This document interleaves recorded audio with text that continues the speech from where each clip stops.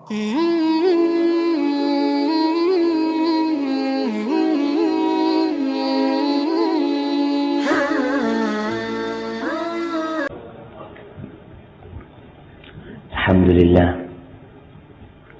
alladzi hadana li hadza wa ma kunna linahtadiya laula an hadana Allah. Wassalatu wassalamu ala nabiyil mustafa wa ala alihi wa ashabihi wa man walah. Amma ba'd.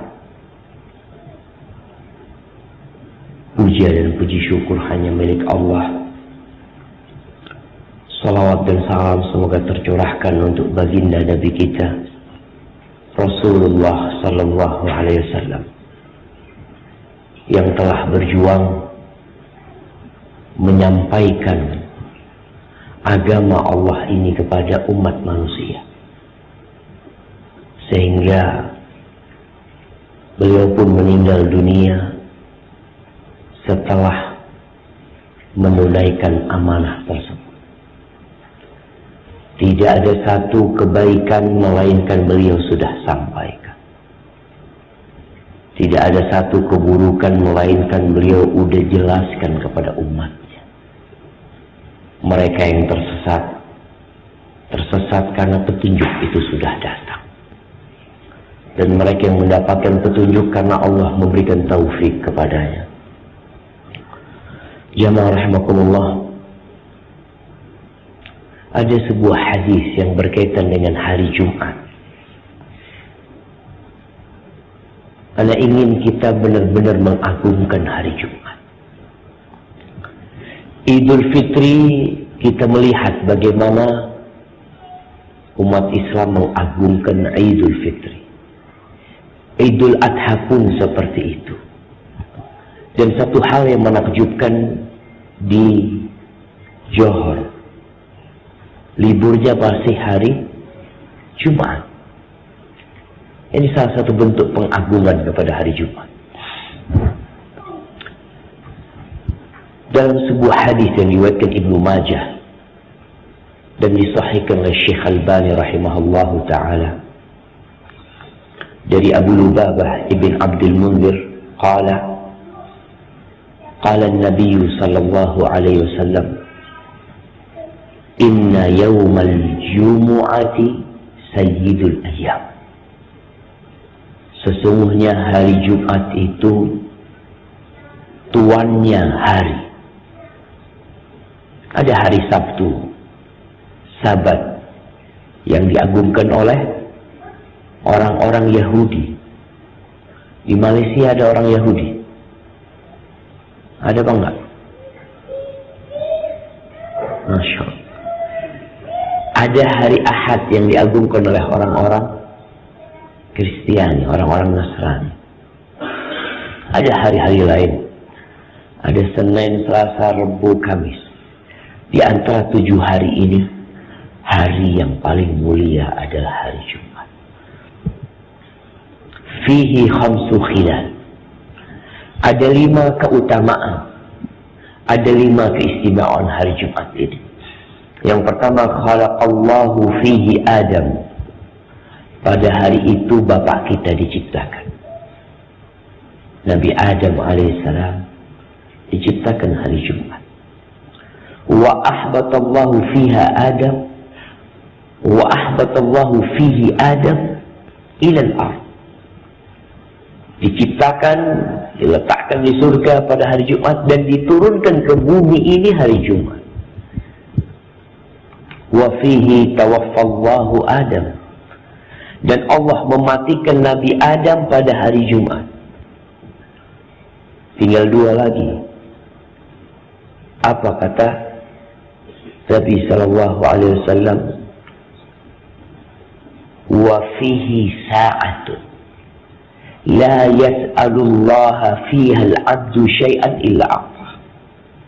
Di hari Jumat itu ada sebuah masa, sebuah waktu. Tidaklah seorang hamba berdoa memohon kepada Allah, melainkan Allah akan mengabulkan doanya. Allah akan berikan malam yas'al haraman, selama doanya tidak minta yang haram. wa fihi taqumus sa'ah. Dan pada hari Jumat ini akan terjadi hari kiamat. Bintang-bintang akan berjatuhan. Gunung-gunung akan meletus. Mentari kelak akan terbit dari arah barat. Kemudian nanti manusia akan dibangkitkan kembali dari kuburnya. Itu terjadi pada hari Jumat.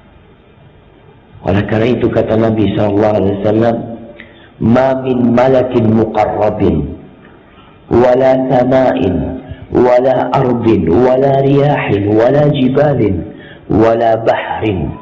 Tidak ada satupun ciptaan Allah dari malaikat-malaikat yang dekat sama Allah.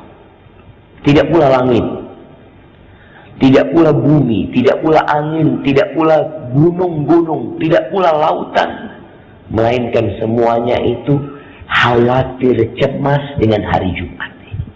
Takut terjadi kiamat. Dan kata Nabi SAW, "Wa huwa a'zamu indallah min yaumil adha wa yaumil fitr." Dan hari Jumat itu lebih besar di sisi Allah daripada Idul Adha dan Idul Fitr. Tapi kita tidak mengagungkan. Umat Islam ribut dengan hari Idul Fitri. Bagaimana persiapan mereka untuk Idul Fitr? Bagaimana persiapan mereka untuk Idul Adha? Padahal kata Nabi SAW, hari Jumat ini afdal, lebih agung daripada Idul Fitri dan Idul Adha. Oleh karena itu, kalau hari Jumat bergabung dengan Idul Fitr, Idul Adha bergabung dengan Idul Fitr, itu menambahkan kemuliaan di atas kemuliaan. Bayangkan jemaah, orang ketika berhaji, ada yang bawa onta untuk dikorbankan di Mekah. Ada yang bawa sapi. Ada yang bawa kambing.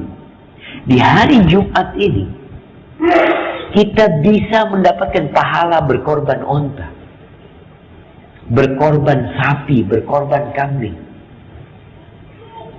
Yang kata Nabi SAW, buat orang yang datang di awal waktu pada hari Jumat itu, faka'annama qarraba badana, seakan-akan dia berkorban seekor onta.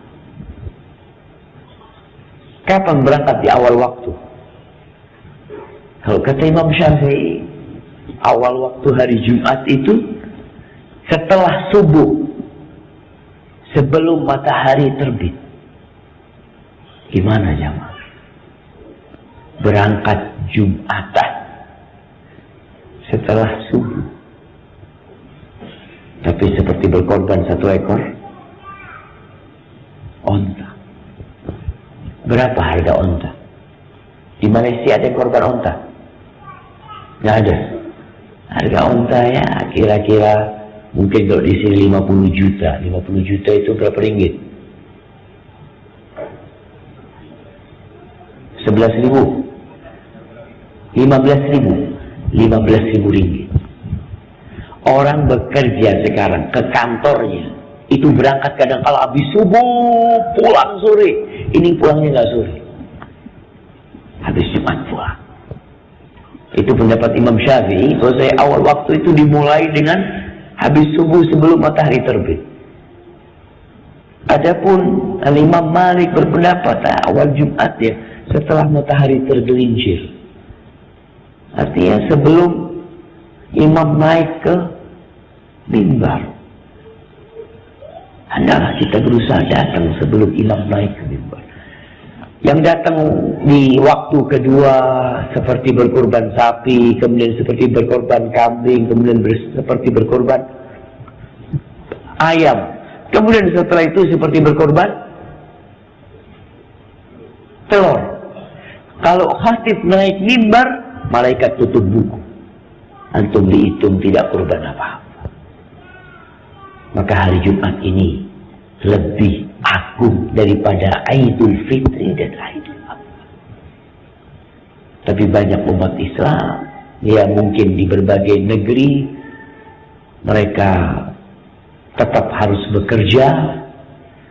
Kadangkala ke tempat kerja pun dalam kondisi mengantuk. Sebagian hadir sholat Jumat untuk istirahat.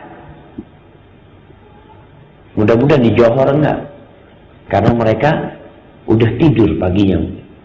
Tapi sebagian orang kerja, dia baru off dari kerjanya mungkin setengah jam sebelum Jumat. Setelah itu Jumat dalam kondisi lelah, ya, nggak sempat mandi lagi. Padahal Jumat dianjurkan untuk mandi, jadi dia malas. Apalagi kalau khatibnya bikin tidur. Ada khutbah-khutbah Jumat yang tidak memotivasi umat untuk semangat. Padahal khutbah Jumat ini dianjurkan pendek, tidak panjang. Kalau mau panjang bikin kajian. Khutbah Jumat nggak perlu panjang-panjang. Karena di hari Jumat ini ada doa yang mustajab. Kapan waktunya? Wallahu a'lam. Disebutkan ada puluhan pendapat yang menyebutkan kapan waktu mustajab tersebut. Ada yang berpendapat ketika khatib naik mimbar, sehingga di antara dua khutbah dianjurkan berdoa. Ketika khatib mengatakan aqulu qawli hadza wa astaghfirullah li wa lakum wa lisairil mu'minin wal mu'min fastaghfiruhu innahu huwal ghafurur rahim. Kadang-kadang khatib mengatakan itu duduk, kemudian dia naik kembali. Di antara itu termasuk waktu yang mustajab. Ada yang mengatakan waktunya setelah asar. Maka manfaatkan hari ini untuk berdoa. Ada doa yang diajarkan Rasulullah SAW yang anak akan bahas pada kesempatan kali ini. Karena kebanyakan kita mungkin doanya itu hanya minta dunia. Sedangkan doa yang satu ini dia nggak hafal. Diriwayatkan oleh Al-Imam An-Nasa'i dalam kitabnya As-Sunan Al-Kubra dan Imam Ahmad bin Hanbal. Apa kata Nabi SAW? Beliau berdoa mengatakan, Allahumma, ya Allah, bi'ilmika al-ghaib wa qudratika 'ala al-khalqi ahyini idza 'alimta al-hayata khairan li wa tawaffani idza 'alimta al-wafata khairan li. Allahumma inni as'aluka khashyataka fil ghaibi wasyahada wa as'aluka kalimatal haqq fil ridha wal ghadab wa as'aluka al-qasda fil ghina wal faqr wa as'aluka na'iman la yanfa wa qurrata 'ainin la tanqati wa as'aluka ar-ridha ba'da al-qada wa barda al-'aysh ba'da al-maut wa as'aluka ladhata an-nazari ila wajhik والشوق إلى لقائك في غير ضراء مضرة ولا فتنة مضلة. اللهم زينا بزينة الإيمان واجعلنا هداة مهتدين. Apa sih yang diminta sama Nabi SAW?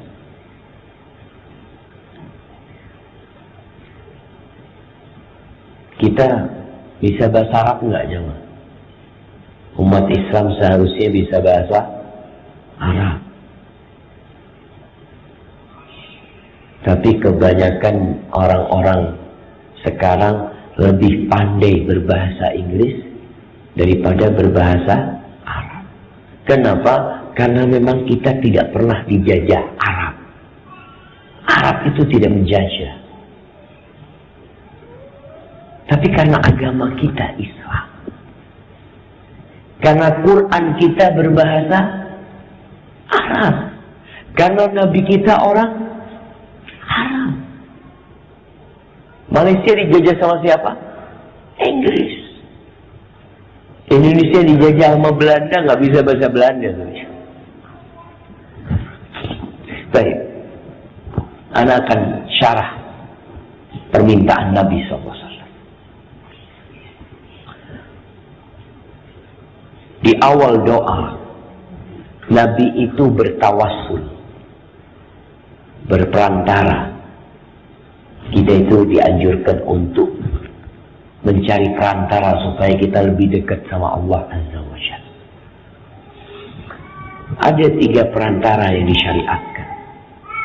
Yang pertama adalah nama-nama Allah dan sifatnya. Seperti orang yang mengatakan, Ya Ghafur, Ighfirli, Ya Rahim, Irhamni, Ya Razzaq, Urzuqni, Ya Latif, Ultufbi. Kita minta dengan nama-nama Allah Subhanahu wa ta'ala. Yang kedua dengan sifat-sifatnya, dengan kemuliaan Allah, dengan keridhaan Allah Azza wa Jalla. Ini asma Allah dan sifatnya.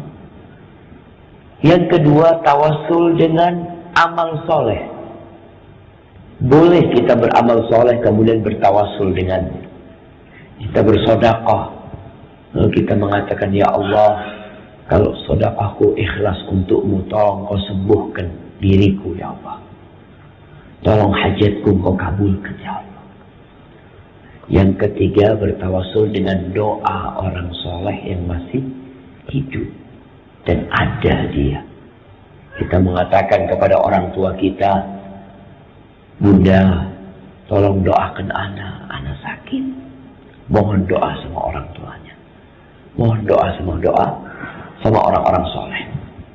Di sini Nabi SAW bertawassul dengan mengatakan, Ya Allah, bi'ilmikal ghaib. Dengan ilmumu yang meliputi segala sesuatu yang gaib. Ilmu manusia itu terbatas. Kita nggak tahu nanti siang akan terjadi apa di sini.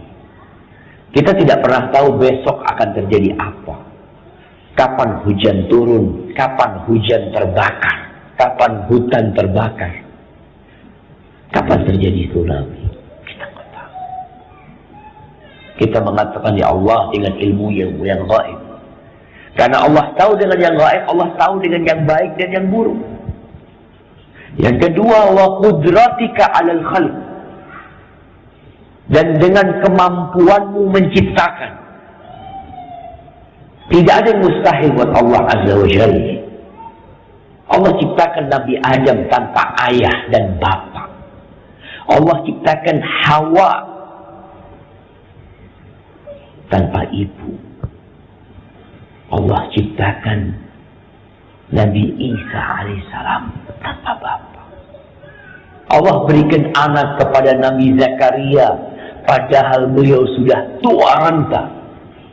Allah selamatkan Nabi Yunus alaihissalam dari perut ikan paus yang beliau sudah berhari-hari berada di dalam perut ikan itu, beliau masih selamat. Allah itu mampu menciptakan apa saja. Maka di sini bertawassul dengan ilmunya dan bertawassul dengan kekuasaannya untuk menciptakan. Ini ya Allah, hidupkan aku kalau hidup itu baik buat aku. Dan matikan aku kalau kematian itu baik buat aku. Subhanallah jemaah. Ketika kita berdoa memohon kepada Allah Azza wa Jalla, kita punya hajat.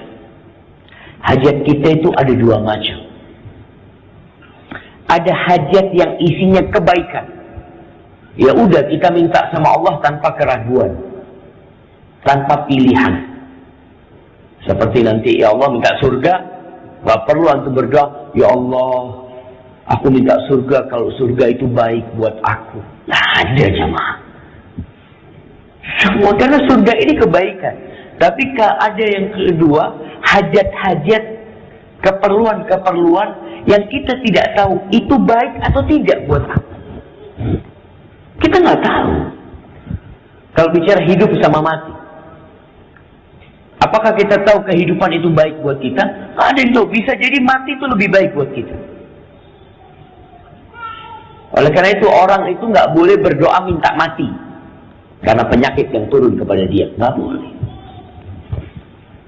Karena orang berpikir mati itu selesai dari rasa sakitnya, sehingga kematian menjadi tempat istirahat. Subhanallah. Di sana ada azab kubur. Di situ ada nikmat kubur. Kehidupan tidak selesai dengan kematian.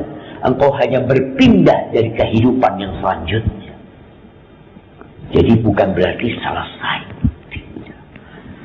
Oleh karena itu Rasul sallallahu alaihi wasallam mengatakan la yatamanna ahadukum al-maut.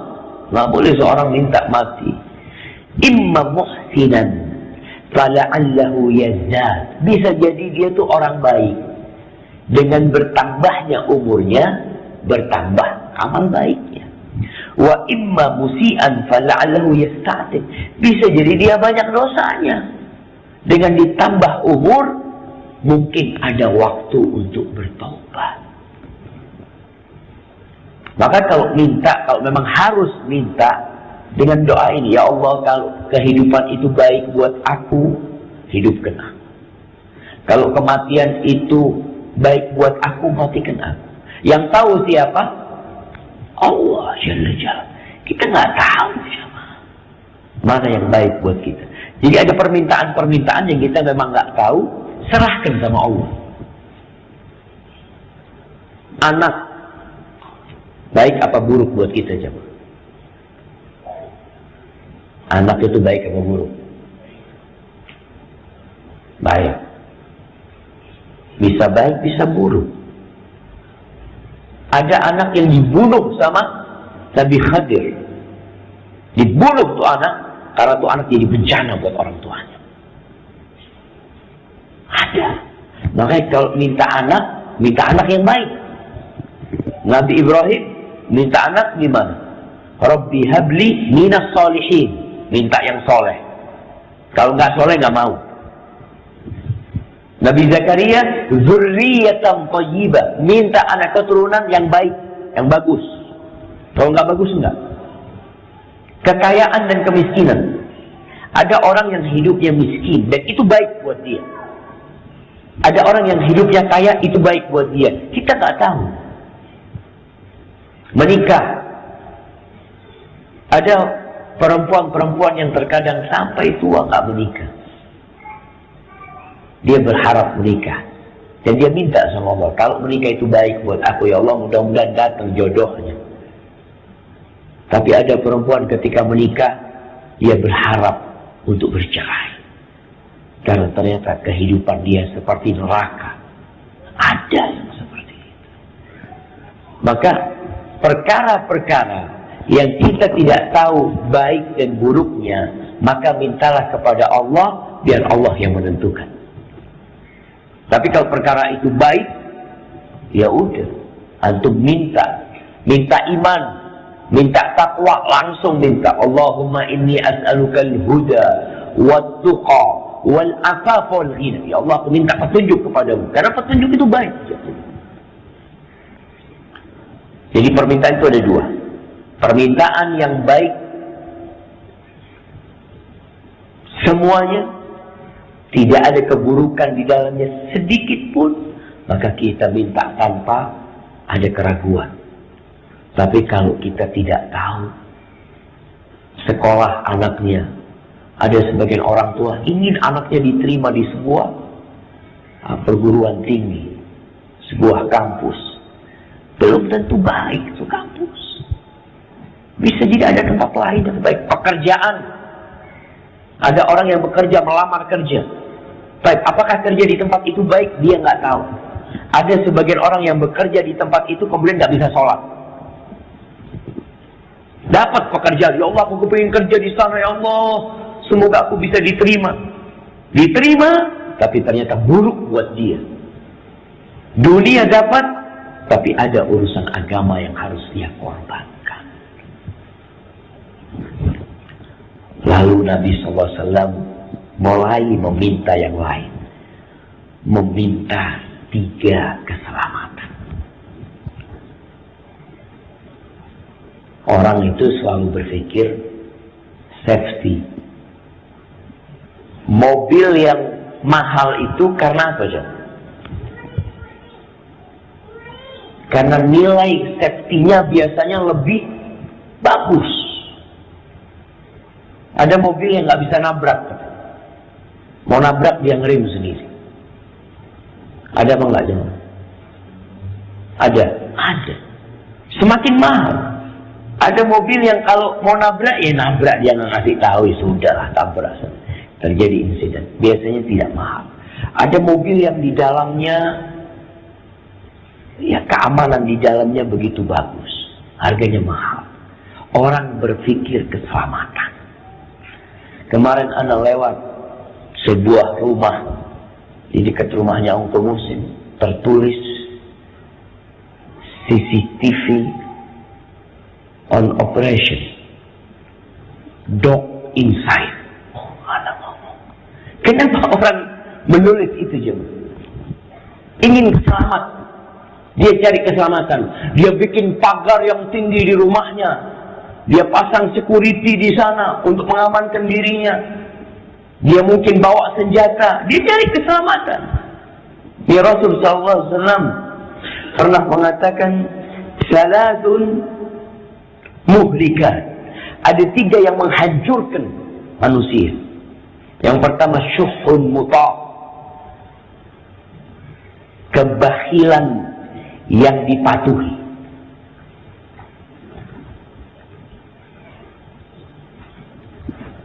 Ada orang yang bakhil, cinta sama hartanya. Kalau untuk sedekah berat dia cuma. Kalau sedekah sikit-sikit gak berat. Kalau orang punya duit 100 ringgit, lalu dia infak 50 ringgit, berat atau tidak, jemaah? Jemaah? Oh, berat. Baik, 10 ringgit. Dia punya 10 ringgit. Dia sedekah 5 ringgit. Berat nggak? Berat atau enggak? 5 ringgit. Enggak lah, oke 5 ringgit. Baik, punya 100 ringgit. Sedekah 50 ringgit. Mulai. Aduh. Banyak. Punya 1 juta ringgit. Mampukah dia sedekah 500 ribu ringgit? Dulu waktu dia punya 10 ringgit, dia infak 5 ringgit. 50%, setengah hartanya dia infak. Sekarang dia punya 1 juta ringgit. Bolehkah dia infak 500 ribu ringgit? Sama aja, Mak. Apa bedanya dengan 10 ringgit dulu? Sama-sama setengah. Tapi nggak bisa udah. Ya Allah, cukuplah 100 ringgit, banyak sudah. 100 ringgit itu dibanding 1 juta ringgit berapa persen? Syuhun muta. Ada orang yang bakhil, yang dia taati, itu menghancurkan dirinya. Dia capek bekerja, tapi hartanya dia tinggalkan. Yang kedua adalah wahawan muttaba'. Keinginan-keinginan nafsu yang diikuti.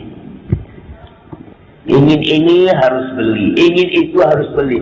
Kadang-kadang kita harus tahan nafsu kita. Kenapa? Inna nafsa la'ammaratun bisu. Nafsu itu memerintahkan kepada keburukan. Maka tahan, pikir dulu, boleh apa enggak dalam agama? Halal atau tidak? Yang ketiga, wa i'jabul mar'i bi nafsihi. Ujub, kebanggaan seseorang dengan dirinya. Bangga dengan hartanya, bangga dengan wajahnya, bangga dengan amal solehnya, bangga dengan ilmunya, sehingga merendahkan orang lain, takjub dia sama dirinya sendiri. Itu menghancurkan seseorang. Adapun 3 yang menyelamatkan. Yang pertama, khasyatullah fi sirri wal alaniyah. Rasa takut kepada Allah dalam sembunyi-sembunyi, dalam kerahasiaan, atau ada banyak orang. Yang kedua, wal qasda fil faqri, wal qasdu fil faqri wal ghina. Pertengahan hidupnya, ketika kaya dan ketika miskin. Ada orang yang kalau kaya lupa. Ada orang yang kalau miskin bunuh diri. Ada yang kalau tidak punya duit mencuri, merompak. Ada orang kalau kaya dia tidak merompak. Kalau dia punya duit dia tidak mencuri.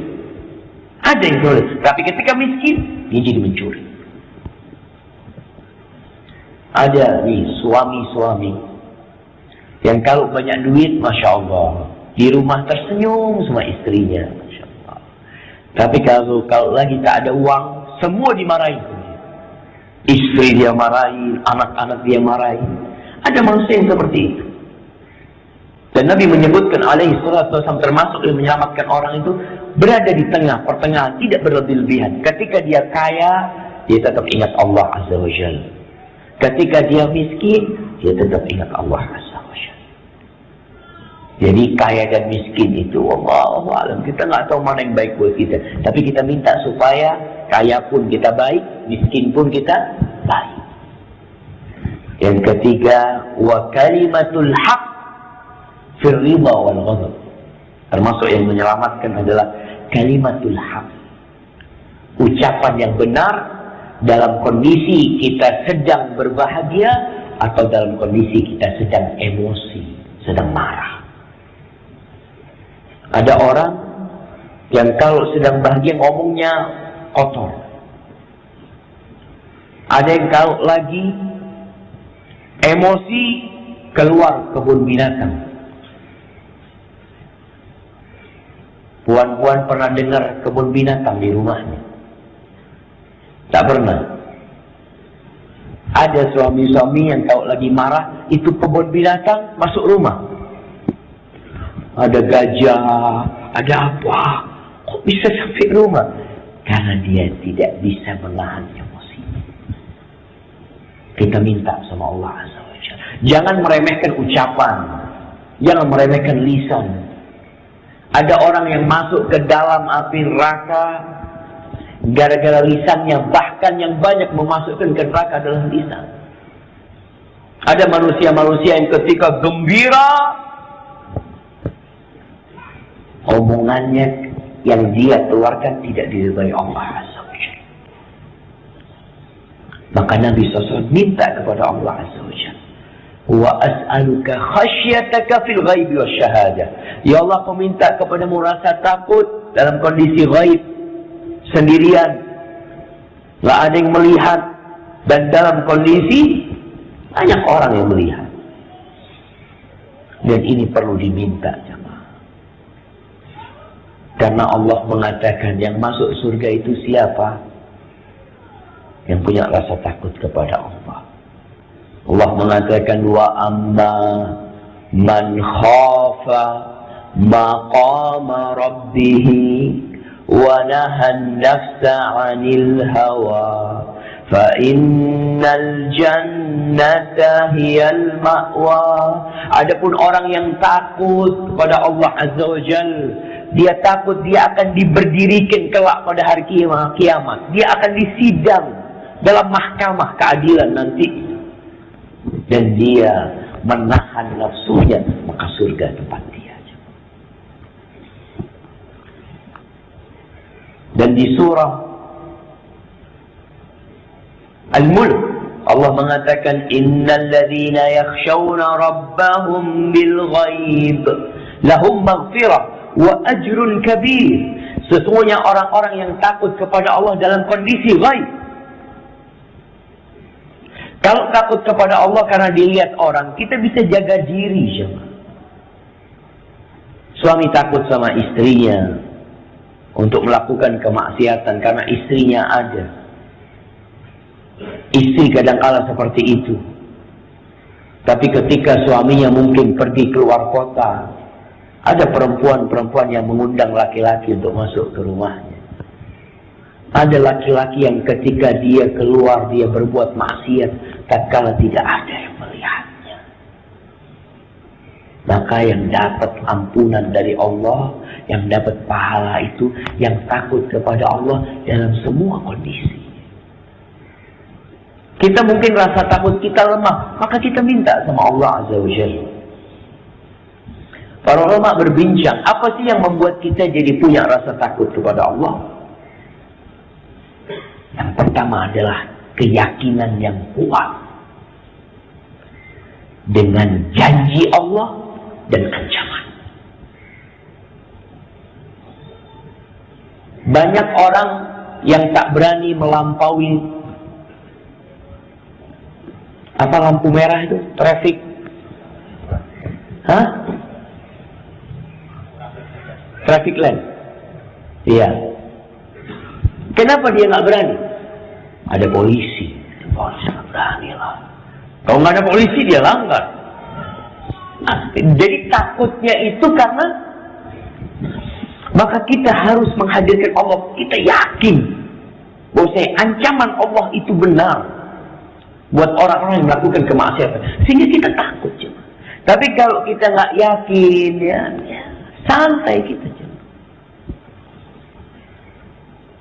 Kemudian yang membuat orang takut sama Allah, seperti yang kita bahas tadi malam, mengenal Allah Azza wa Jalla. Allah tuh azabnya pedih, nggak main-main. Azabnya itu azab neraka. Kalau orang di penjara, mempunyai ancaman berbuat maksiat di penjara, maka penjara akan penuh. Kita lihat di penjara itu diapain mereka jemaah? Kasih makan, suruh tidur, suruh istirahat, main bola. Anda masuk ke dalam sebuah penjara, enak banget mereka di penjara. Waktunya makan-makan nanti.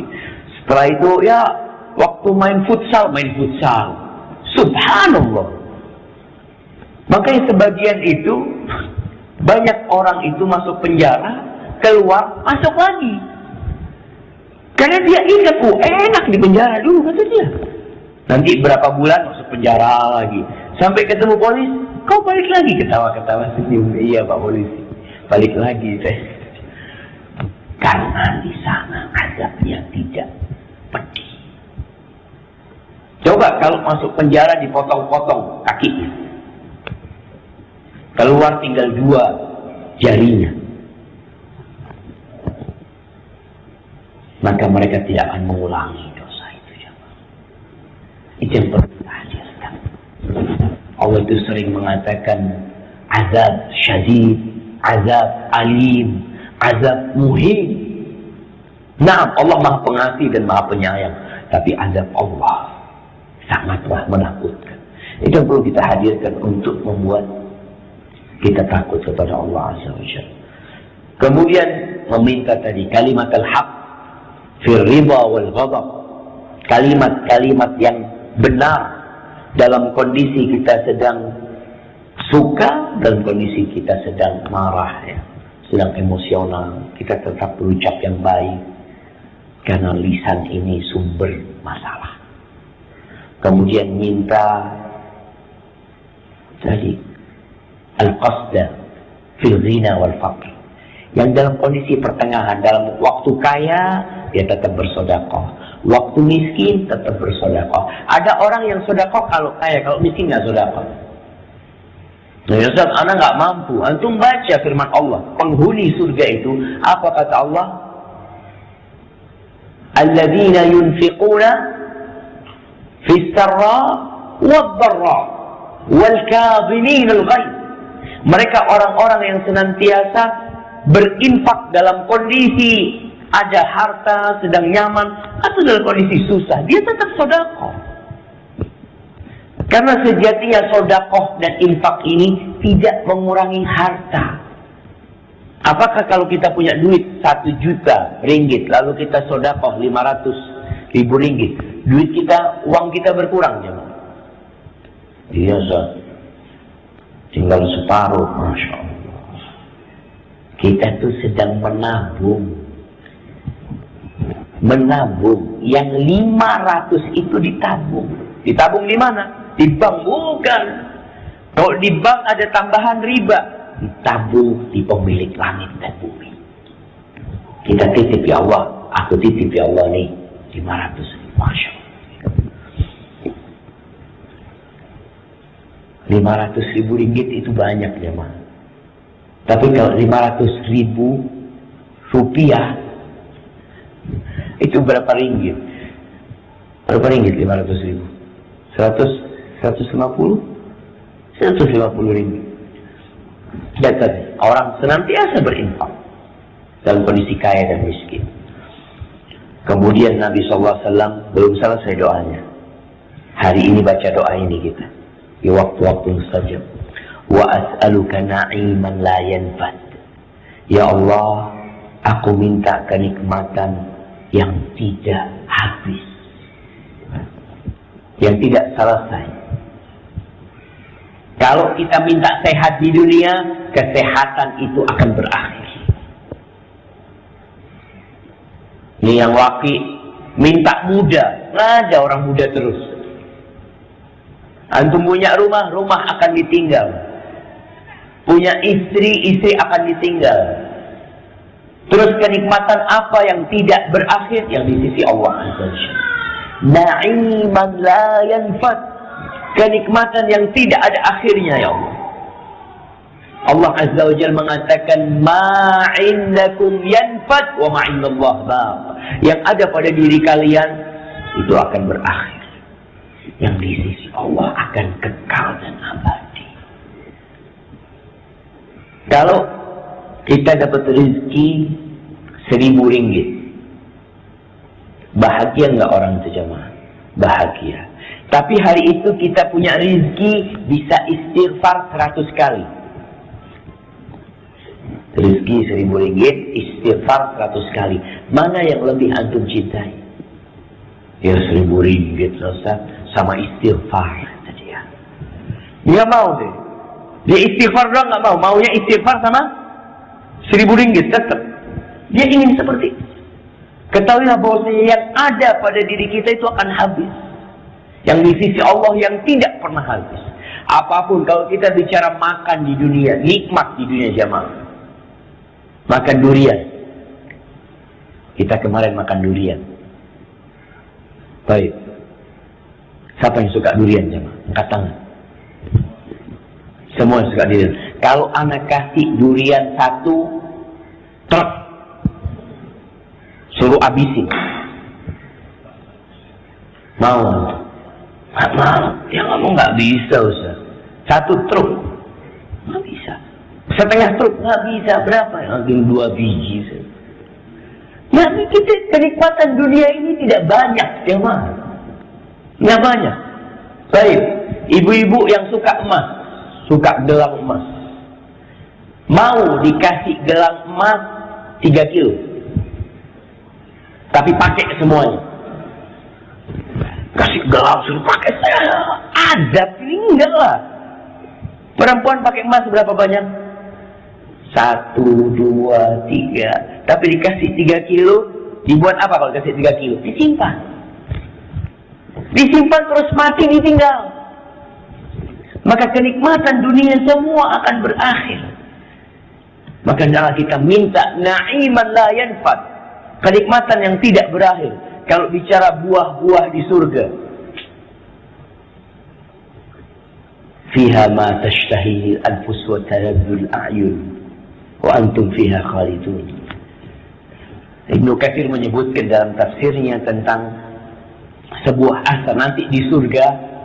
Di surga itu penghuni surga ini yang laki-laki sedang duduk-duduk jamaah. Tahu-tahu ada awan yang datang.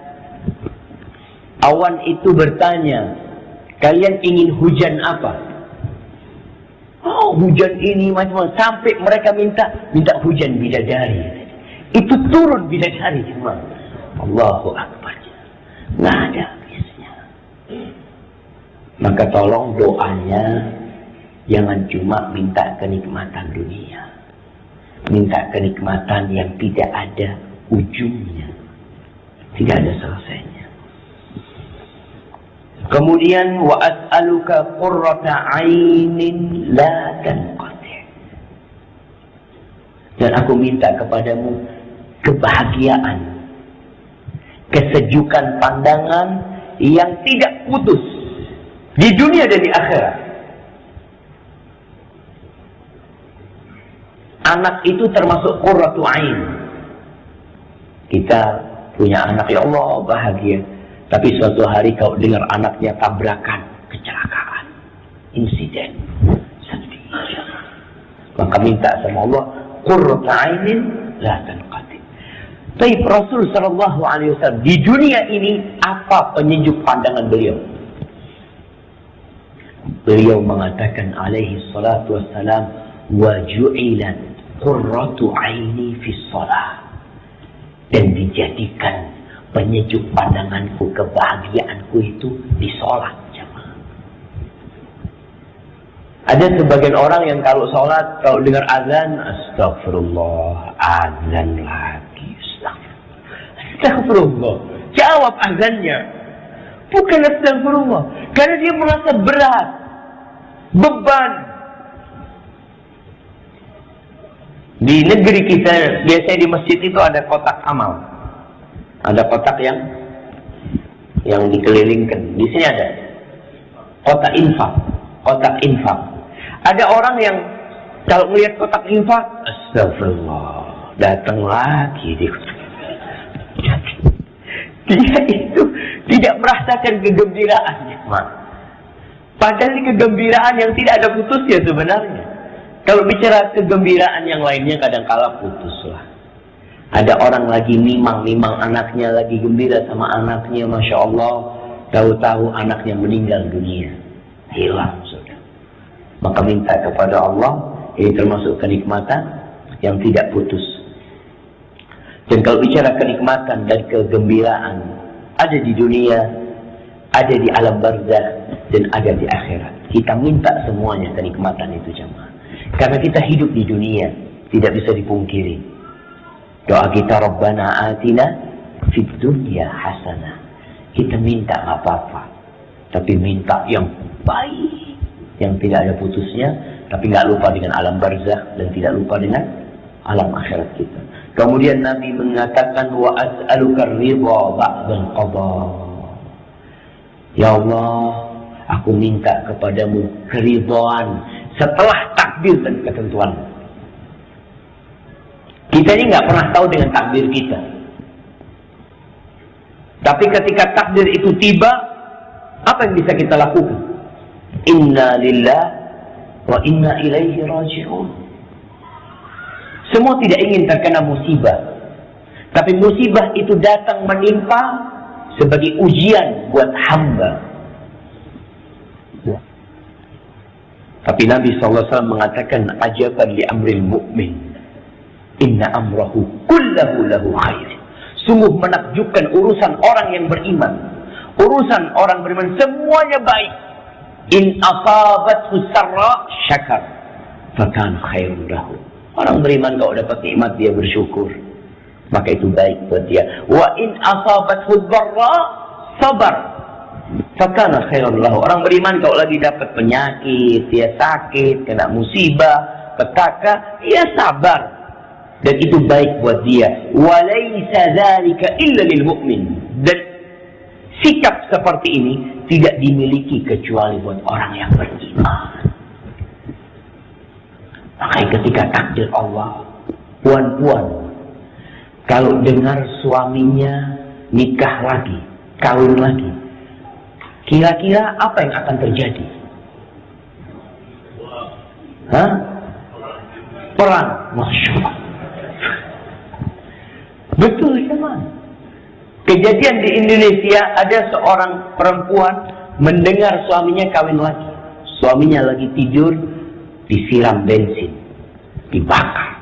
Oh, bukan. Disiram air panas.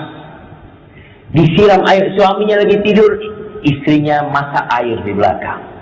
Dilihat-lihat suaminya sama dia, bentar lagi, ya. Disiram air panas.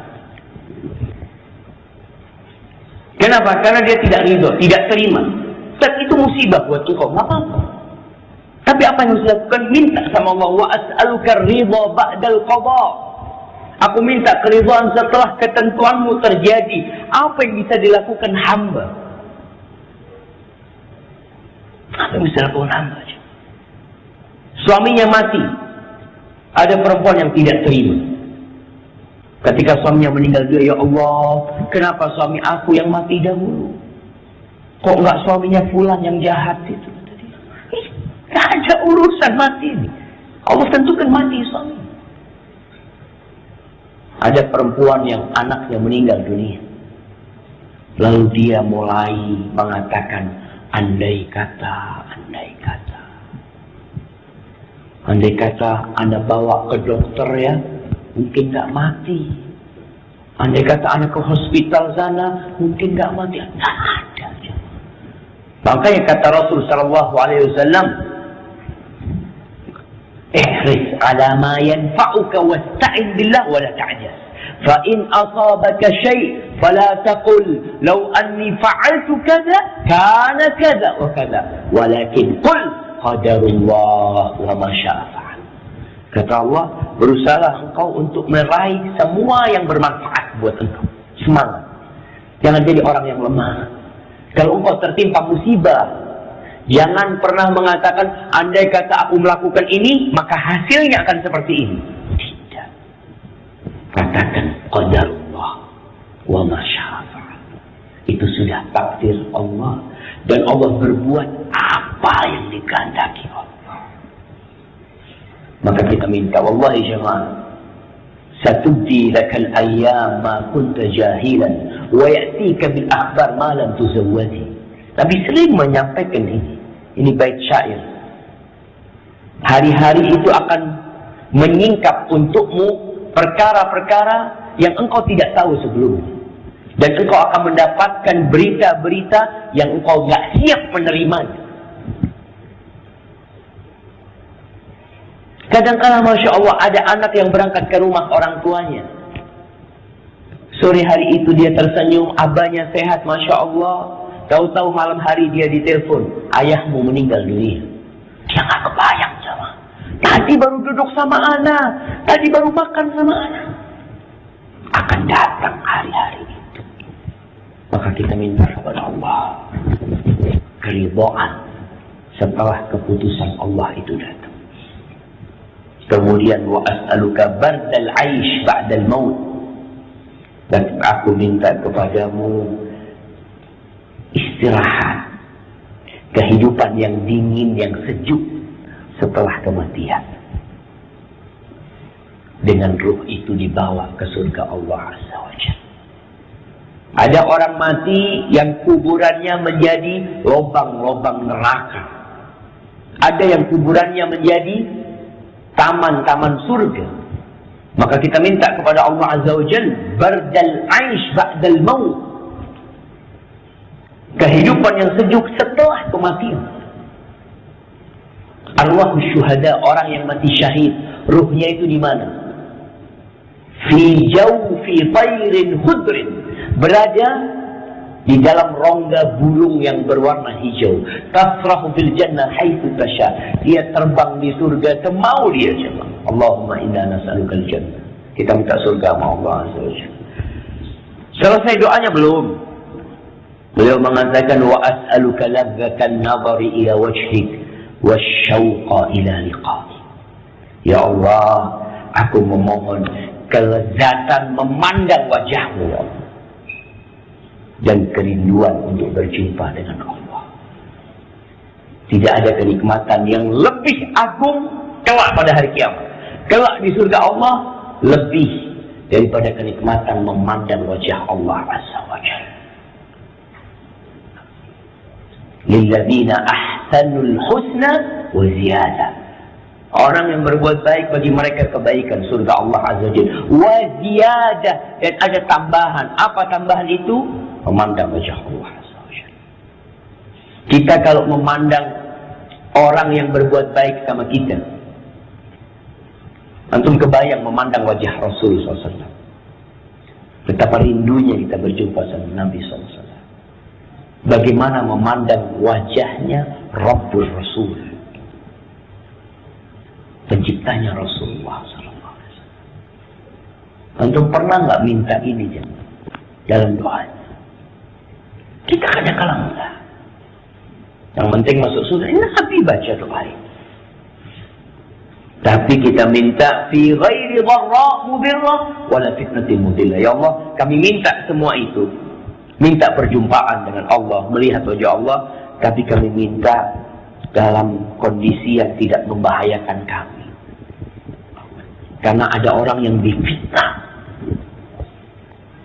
yang hidupnya penuh kesusahan untuk meraih itu. Kita minta enggak, ya Allah.